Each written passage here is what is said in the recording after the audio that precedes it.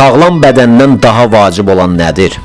Sağlam bədəndən daha vacib olan sağlam ruhdur. İnsanın iki ayağı olmaya bilər, bir qolu olmaya bilər. Ürək xəstəsi də ola bilər, şəkər xəstəsi də ola bilər, təzyiqli də ola bilər. Amma insanın ruhu sağlam olandan sonra bütün xəstəliklərə üstün gələcək və şükürlər deyərək yaşayacaq. Bəzən insanlar xəstə deyirlər, amma sağlam da deyirlər. Sizin üçün sağlamlıq nədir? Analizlərdəki normalar, yoxsa daxili rahatlıq?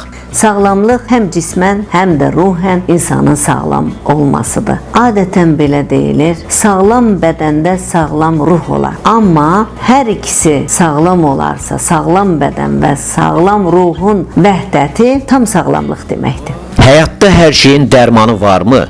Yoxsa bəzi ağrılar sonsuz olaraq qalır?